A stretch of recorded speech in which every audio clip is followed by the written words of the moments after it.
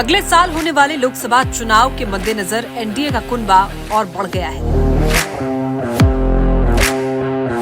शुक्रवार को JDS BJP के नेतृत्व वाले गठबंधन एनडीए में शामिल हो गई। दिल्ली में जेडीएस नेता एचडी कुमारस्वामी ने गृह मंत्री अमित शाह से मुलाकात की, जिसके बाद गठबंधन का ऐलान किया गया।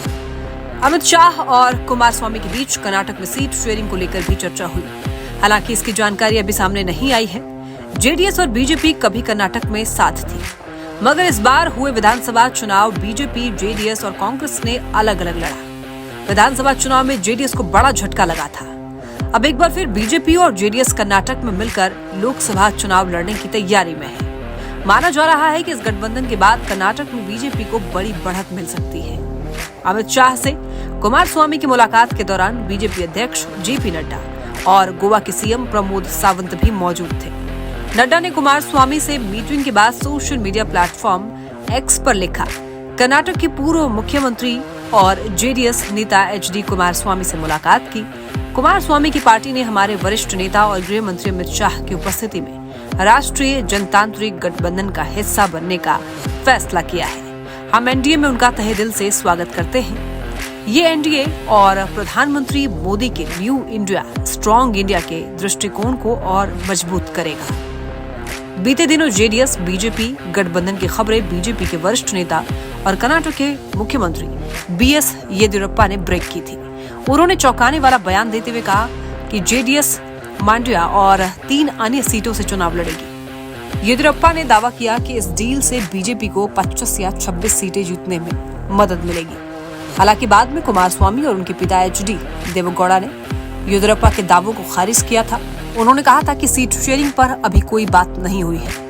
साल 2019 के चुनावी आंकड़ों पर नजर डालें तो जेडीएस सिर्फ हासन सीट पर जीत पाई थी, जबकि मांड्या, बेंगलुरु ग्रामीण क्षेत्रों और चिकबल्लापुर सीटों पर बीजेपी ने जीत दर्ज की थी। हासन से पूर्व प्रधानमंत्री एचडी देवेगौड़ा के पोते प्रज्वल रेवन्ना ने चुनाव जीता था, लेकिन 1 सितंबर को कर्नाटक हाईकोर्ट ने उनकी सांसदी रद्द कर दी थी। कोर्ट ने कहा था कि उन्होंने 2019 के लोकसभा चुनाव में इलेक्शन कमीशन को हल्फनामे में गलत जानकारी दी थी। उन्होंने अपनी 24 करोड़ से अधिक की इनकम छिपाई थी। प्रज्वल साल 2019 के लोकसभा चुनाव में जीतने वाले पार्टी के एकमात्र सांसद थे।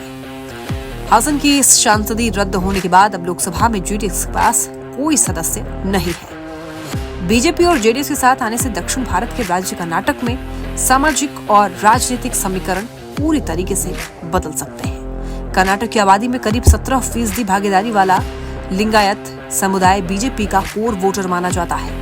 पूर्व मुख्यमंत्री बीएस येदियुरप्पा भी लिंगायत समुदाय से ही आते हैं। लिंगायत के बाद करीब 15% आबादी वाला वोक्कालिगा समुदाय दूसरा सबसे प्रभावशाली समाज है। वोक्कालिगा परंपरागत रूप से जेडीएस का वोटर माना जाता है। जेडीएस चीफ एचडी देवेगौड़ा खुद भी वोक्कालिगा समुदाय से ही आते हैं।